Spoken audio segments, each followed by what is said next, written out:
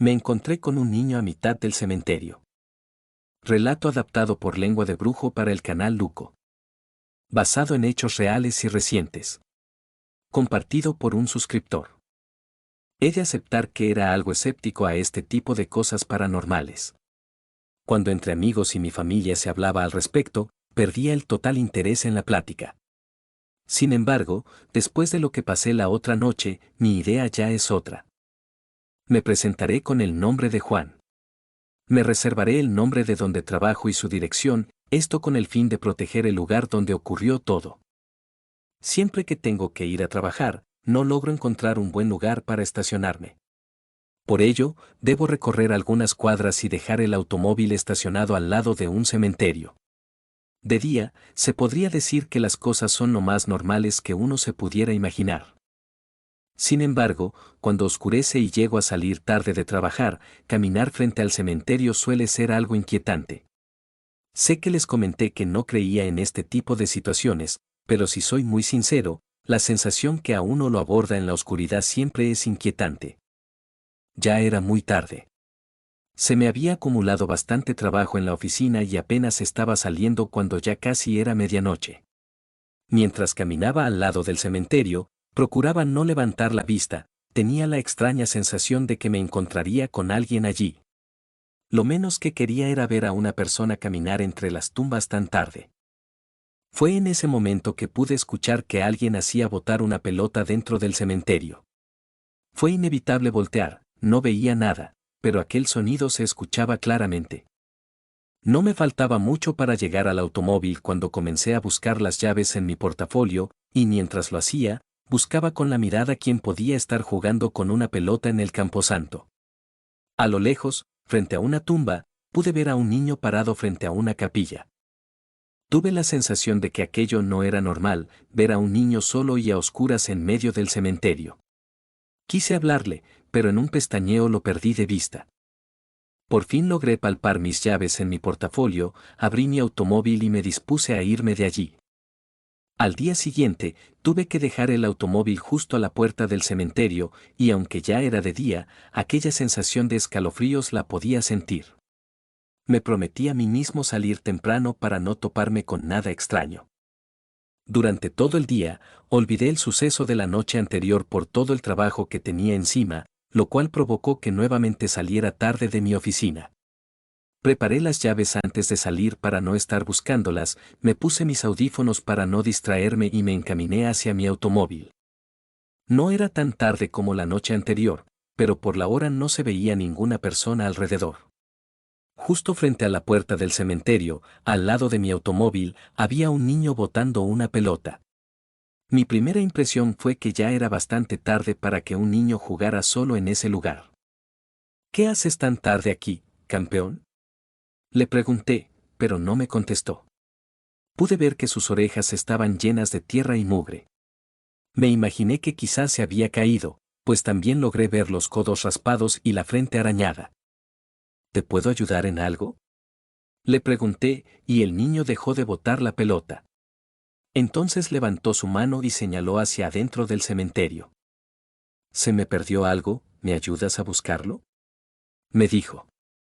Pude ver su mirada, estaba ojeroso y bastante pálido.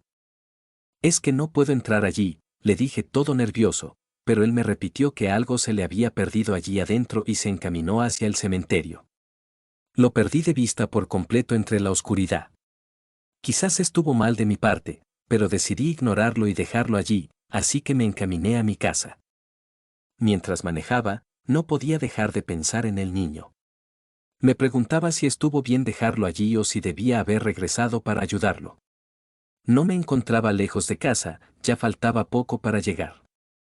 Pude sentir bastante frío en el automóvil, ya estábamos en otoño y faltaba poco para diciembre, así que me pareció normal que bajara la temperatura tan rápido. En ese instante, mientras me ponía el suéter en una luz roja, pude percibir que alguien me observaba. Fue una sensación extraña, esa que uno llega a sentir cuando no está solo. Vi por el retrovisor, y el rostro de un niño me miraba atentamente y me dijo, al mismo tiempo que me veía a los ojos: «Hola». ¿Qué me llanta al frenar? Me asusté al ver al niño, pero al buscarlo en la parte trasera no lo vi. Yo estaba seguro de que lo había visto. Aún tenía el sonido de su voz en mi cabeza, no estaba equivocado. Al llegar a casa, pensé que me sentía cansado y tenía que dejar de pensar en el niño.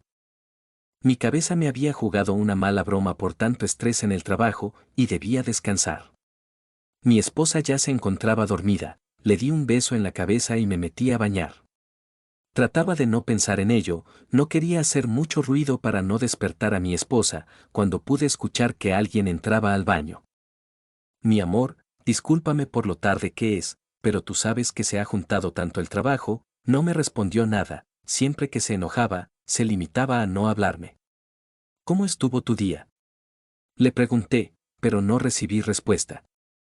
Cuando pretendía asomarme por la cortina, pude ver la silueta de otra persona, de mucho menor tamaño comparado con mi esposa. Me quedé en silencio un momento, algo dentro de mí me decía que no debía abrir la cortina. Entonces, escuché que alguien rebotaba una pelota en el baño. Esto provocó en mí un sobresalto que me sacudió el alma por completo. Inevitablemente, recordé al niño, y su voz resonó nuevamente. Hola. Lo escuché decir, y sin pensarlo, lo primero que se me ocurrió fue gritar el nombre de mi esposa varias veces. Ella inmediatamente abrió la puerta, y yo ya estaba acurrucado en una esquina de la regadera cuando corrió la cortina. Le platiqué lo que me había ocurrido las noches anteriores, incluso el sentimiento de culpa que traía encima por haber dejado al pobre niño solo a su suerte en el cementerio. Ella, muy seria, me comentó que podría tratarse de varias cosas, desde el mucho estrés que podía estar cargando, hasta algo anormal que estuviera ocurriendo. Esto último fue lo que más le preocupó. Me pidió que al día siguiente me diera un poco de tiempo, ya que era necesario que buscáramos ayuda, pues ella se temía lo peor. Al día siguiente, al levantarme, tenía la sensación de que no había descansado nada. Sentía como si no hubiera dormido, incluso, la espalda me dolía mucho. Un par de horas más tarde, nos encontrábamos en el mercado municipal. Allí me pidió que buscáramos a doña Mari, ya que ella nos podría ayudar. Yo, aún sin saber lo que pretendía mi esposa, la seguí hasta un gran puesto de verduras. Allí se encontraba una señora ya de edad avanzada, pero que aún mostraba fuerzas. Reconoció inmediatamente a mi esposa y nos invitó a pasar detrás de su puesto. Mi esposa habló con ella por varios minutos, yo solo la veía extrañado, aún con la sensación de estar molido y sin energías. No me había percatado de que doña Mari y mi esposa ya habían terminado de hablar cuando, al darme cuenta, doña Mari ya me estaba observando. Ese niño que viste en el cementerio puede ser dos cosas, o es el espíritu de un niño que se quedó atorado, o un demonio que intenta acercarse a ti, esto último que dijo me dejó sorprendido. El niño no parecía ser un demonio, sin embargo, doña Mari me explicó que a los demonios les gusta parecerse a niños para atraer más fácilmente a sus presas. Nos preparó una serie de inciensos y perfumes, los cuales nos pidió rociar por toda la casa, y en especial a mí. Me comentó que, quizás, por pasar tantas veces frente al cementerio, las ánimas que se encontraban allí ya me veían como alguien familiar y de algún modo las atraía hacia mí. Además, si se trataba de un demonio, eso podía explicar mi falta de energía. Seré honesto, me costó trabajo creerle.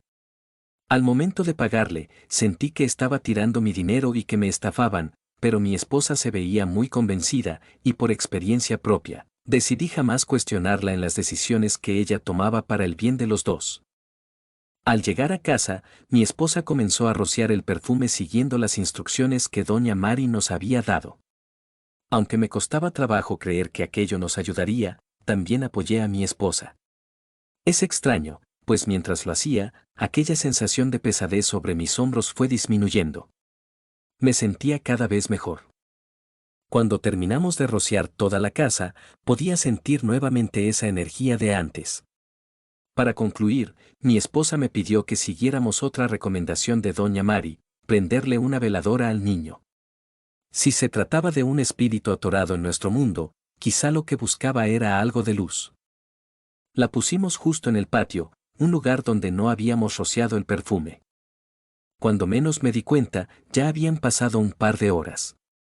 Estaba oscureciendo, fui a revisar la veladora y aún conservaba mucha cera, estimé que duraría prendida hasta la mañana siguiente. Pero no pasó mucho tiempo antes de que algo llamara mi atención. El sonido de un golpeteo constante me despertó. Lo escuchaba a lo lejos, no tuve otra opción más que levantarme e ir a investigar. Miré la hora, ya pasaban de las 12 de la noche. Podía escuchar ese constante golpeteo, como si alguien estuviera botando una pelota. Fue entonces cuando me di cuenta de lo familiar que se me hacía ese sonido. Rápidamente me dirigí a la ventana que da al patio de la casa y me asomé. Allí estaba el niño, frente a la veladora, y su pelota había dejado de botar. No podía creer lo que estaba viendo. Recuerdo bien que todo estaba en silencio y hacía mucho frío. Mi aliento empañó el vidrio, así que con la manga de la pijama limpié la superficie, lo que provocó un ligero chillido. Inmediatamente, el niño volteó hacia donde yo estaba. Sin pensarlo, corrí rápidamente al cuarto con mi esposa y me cubrí por completo con la cobija. Mientras estaba completamente cubierto, me puse a pensar en miles de cosas que solo incrementaron mi ansiedad. No sabía si el niño me había visto o si lo que hicimos con los perfumes había funcionado. Entonces, empecé a escuchar ese golpeteo tan familiar acercándose poco a poco. La pelota se acercaba a nuestro cuarto. Me regañé a mí mismo por no haber cerrado la puerta, solo me había metido en la cama para cubrirme. Pensé en despertar a mi esposa para advertirle que el niño se acercaba, pero por más que la sacudía, no lograba despertarla. Hola, escuché a alguien decir al lado de mi cama. Esa voz me heló completamente, estaba justo a mi lado. Dejé de moverme, haciéndome el dormido y rezando para que todo acabara. Pasaron algunos segundos que me parecieron minutos. El ambiente se sentía helado otra vez, pero no sabía si el niño ya se había ido. Me descubrí un poco la cobija y logré ver su silueta aún parada a mi lado, como si estuviera esperando algo de mí.